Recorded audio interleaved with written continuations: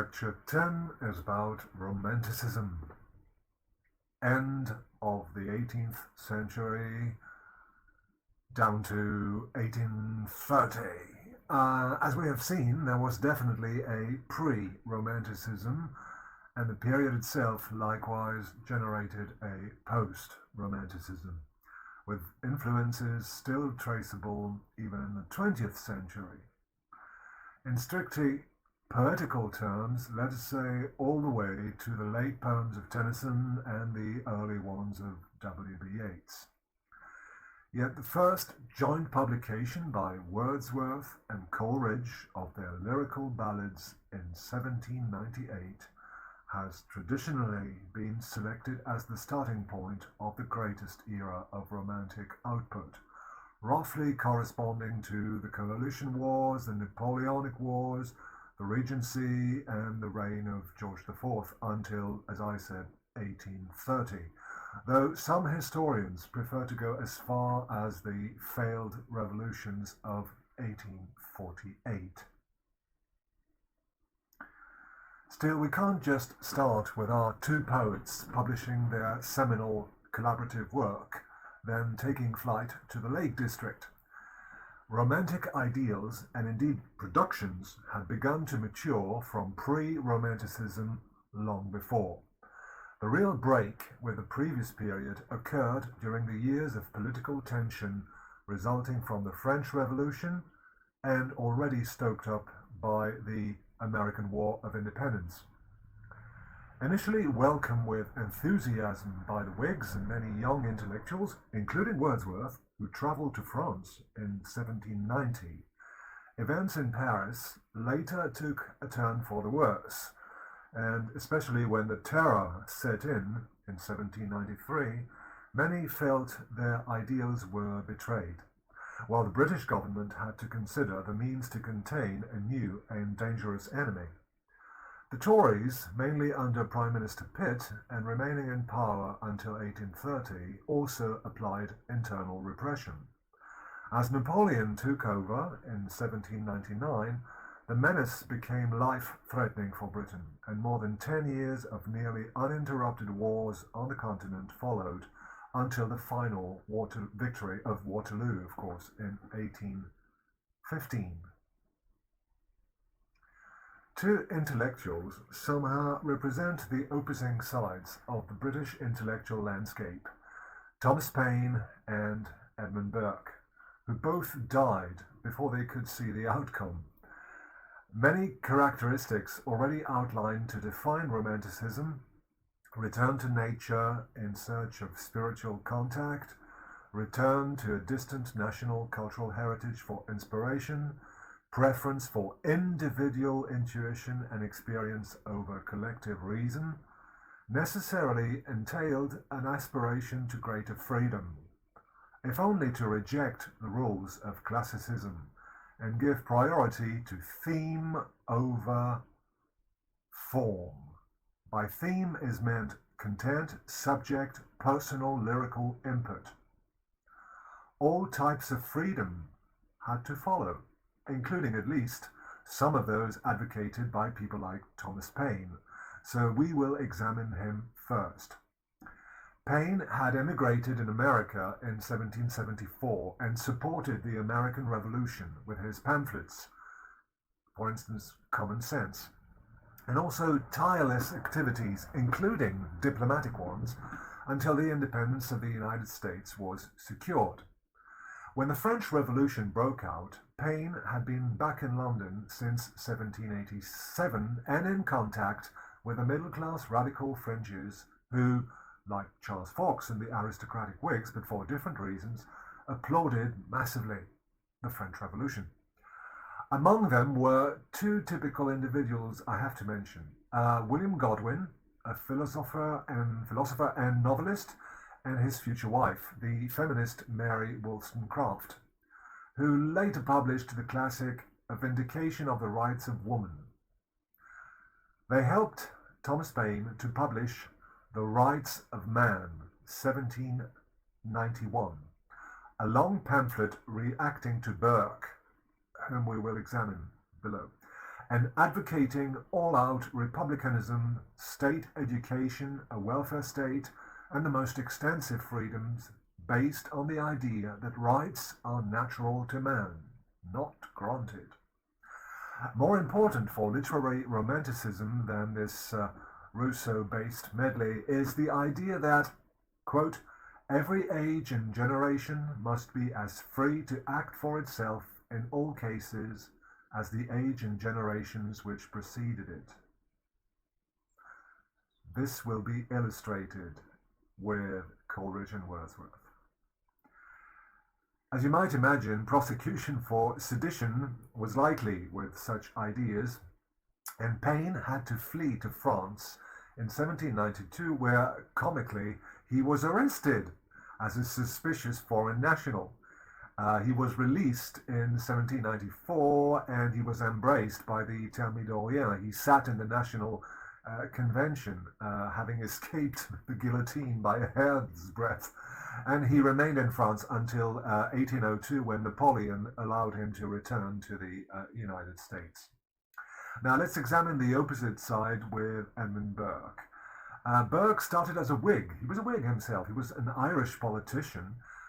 He had indeed rattled the little world of corresponding societies, the people like Godwin and Mary Wollstonecraft, with the publication in 1790 of his Reflections on the Revolution in France, a major essay, which argued that the French Revolution, of which he had initially approved, like all the other Whigs, was in fact destroying now the fabric of civilized society by disregarding the rule of law and legitimizing political violence, heading straight for tyranny and wholly different in nature, practice, and objectives from the glorious revolution of 1688.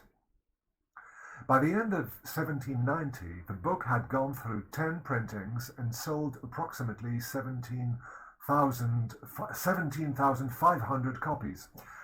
Given the still low percentage of literacy and the small number of target readers, this was definitely having an impact, and the opposite side felt it had to react or lose the propaganda war.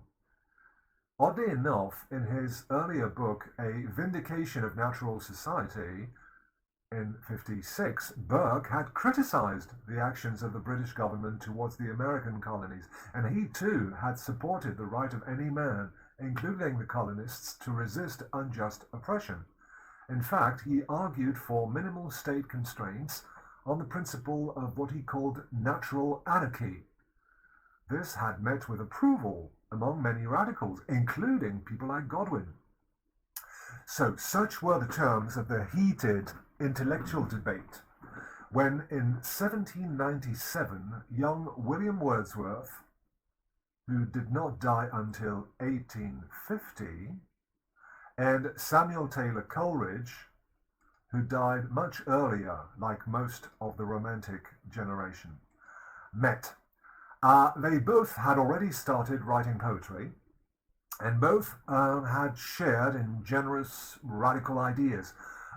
Coleridge, for instance, had even taken part in a so-called pantisocracy project.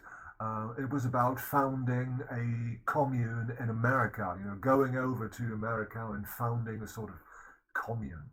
Okay. Soon the two became very close friends, and they took two major literary initiatives.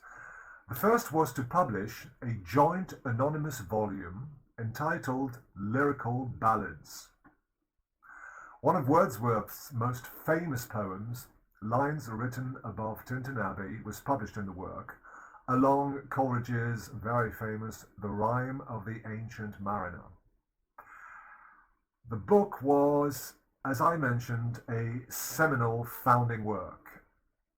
Many critics still believe it really marked the beginning of Romanticism. Some of this is supported by the fact that a number of principles are sort of enunciated in the poems. For instance, you have a key statement by Wordsworth, very famous one, in The Table Stirred. It's very simple, 2 lines. Come forth into the light of things. Let nature be your teacher. Wow. Now that sounds like fairly general and perhaps easy to say, but there was some real grounding in in idealism. There was a connection with real philosophy, somehow supporting these glib principles. Because the second initiative the pair took was to travel to Germany for a year-long stay until July 1799 to study the language and philosophy. During this period, Coleridge stayed in university towns and became interested in transcendental idealism, Kant and the further developments or maybe distortions by Schelling. If you're interested, again, I'm trying to define these complex notions in the footnotes. So for the first time, France ceased to be the source of ideas. German thought started to feed into English Romanticism. The second edition of the Lyrical Ballads was published in 1800, and it included a key preface by Wordsworth, which was nothing short of a manifesto claiming, among other things, I have listed them here, a series of very revolutionary principles. Okay, number one, direct life experience is the best subject for poetry. So he is saying no to didactic poetry. Poetry not written from direct experience, but with an intellectually constructed purpose. No allegories. Subjects must come from the poet's real life, including very common subjects that were hitherto rejected. Second revolutionary principle. Common modern language is best suited for poetry. This means the end, well, at least in theory, the end of diction and the preference for the national idiom. Forget about all the Greek and Roman models. Forget about Latinate, elaborate language. You're supposed to use common English as a priority. Okay. Third principle. Expression of feeling is more important than action, plot, style. This is what I was alluding to before as trying to summarize everything as theme more important than form. The personal lyrical input is more important than the form. The meter, the action, the plot, the style, this is not the most important thing. And finally, definition of poetry as the spontaneous overflow of emotion, giving access to intimations of higher truth. Poetry is a sort of natural and possibly irrational function of the human mind.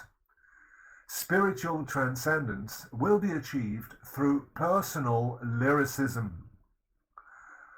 The personality of the poet is now the primary, most important source. He's writing without the need for outside models, outside authority, outside reference. He himself, expressing himself, or herself, could be a woman poet, is somehow guaranteed to give his readers access to the higher truth without anybody else's input or model.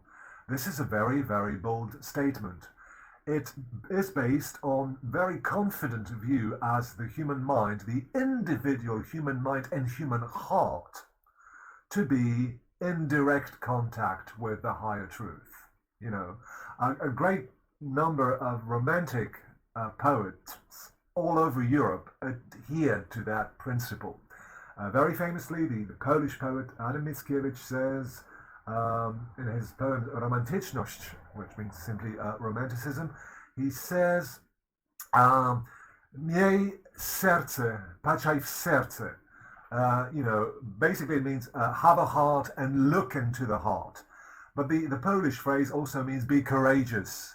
Be courageous enough. Look into the heart. Look into yourself. Look into emotion. Forget about reason which, by the way, Mickiewicz calls Martwis nasz prawy. He says, you know truths, he says to the old rational philosopher of the 18th century, but these are dead truths.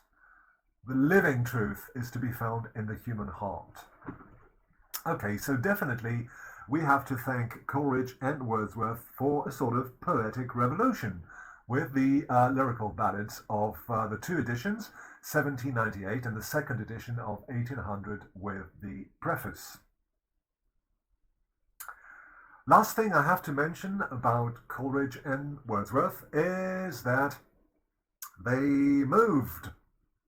After having spent some time in Germany, they ended up moving to the Lake District. Both poets felt such directness and simplicity was no longer compatible with town life and agitation. So it was required to go back to nature, to naturalness. Let nature be your teacher. So their third major initiative was to remove to the rural, secluded, and still intact Lake District, Wordsworth's birthplace, i.e. the counties of Cumberland and Westmoreland. Today it's known as Cumbria. Wordsworth and his sister Dorothy moved to Dolph Cottage in Grasmere, over there, in late 1799, and Coleridge and his wife joined them by settling at Keswick in 1800. Wordsworth subsequently never left. Coleridge stayed from 1800 to 1804, and again for a second stay from 1808 to 1810, when they actually quarreled. Classic thing. Though Coleridge, apart from completing Christabel, a long narrative poem, gradually turned to lecturing, literary criticism, and philosophy, more great poems by Wordsworth flowed from this refuge in the mountains. Oh, by the way, I have including a special fact sheet about the Lake District so that you can actually picture what it is and see what it's like and understand why the place was so important. So many great poems followed, you know, the famous one, I Wandered Lonely as a Cloud, Ode, The Intimations of Immortality, The Solitary Reaper, etc., and his vast autobiography, The Prelude, autobiographical poem. Not only were the poets successful, but they triggered a trend. The future poet laureate Robert Southey joined them in the Lake District in 1802, and Thomas de Quincey, whom we will mention later, actually dropped out of his grammar school to try and reach them. He finally settled there 10 years in 1809. Therefore, that first generation of Romantic poets ended up with a label on it. They were labeled as the Lake Poets, or even the Lakeists, because they took so much inspiration from their residence in the Lake District. The excerpts are to be found in the third part of the course brochure. If I haven't sent it already, I'm sending it this week again in the course page dossier. So for Lecture 10, Romanticism, as you can see, I have provided a wide choice of Romantic poetry because, of course, as you have already guessed, poetry is probably the most important ingredient of English Romanticism. To give you an idea of the style of Wordsworth, maybe I could just take a little, one of the Lucy poems, so-called, because they are about a woman loved by the speaking persona, possibly Wordsworth himself, who goes by the name of Lucy. It's a very simple verse, as Wordsworth recommends. The language is supposed to be simple and natural. There is no longer any regard for a model. It's really lyrical, personal emotion. Let's take a look at the second one. She dwelt among the untrodden ways. So you see, we do not even have a title, it's just the first line. There is no specific pattern.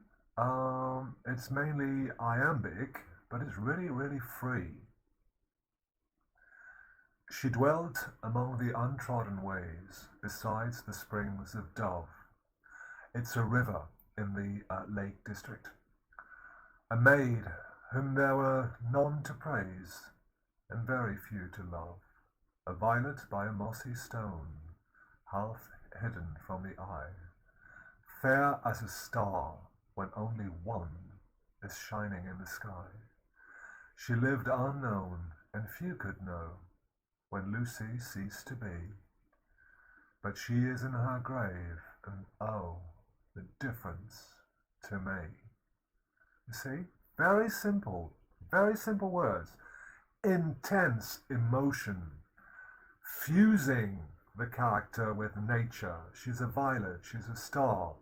And from this intense personal emotion of the poet, we reach a sort of metaphysical truth about human existence and the value of a single human being, as valuable as a star, fair as a star when only one is shining in the sky.